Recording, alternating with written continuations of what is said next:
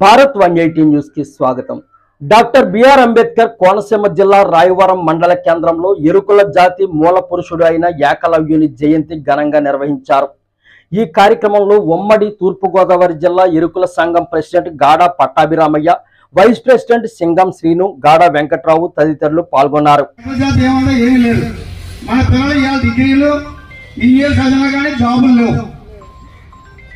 అది మన మీడియా పూర్వకంగా మీడియా వారు మన ప్రభుత్వానికి ఈ ఎరకల జాతికి చాలా అన్యాయంగా ఉందండి। ఎందుకంటే డిగ్రీ చదువుకున్న పిల్లలు కూడా కోడి మాంకొట్లు అక్కడెక్కడ పనిచేసి పడుతున్నారు సార్।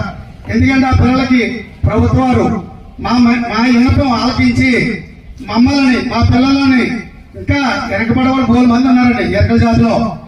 డిగ్రీ చదువుకొని బిఈడీ చేసి ఈ జాబులు లేక ఏదో పని చేసుకుంటూ బతుకుతున్నారు।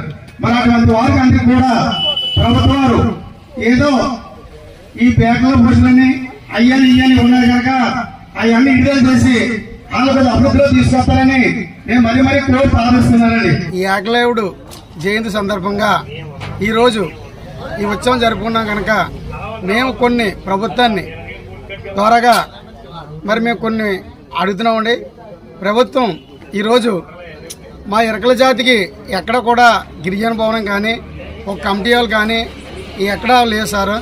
మరి ప్రభుత్వం ఈ సఫాయం మరీ కోరి మేము ప్రార్థిస్తున్నాం। మరి చదువుకున్న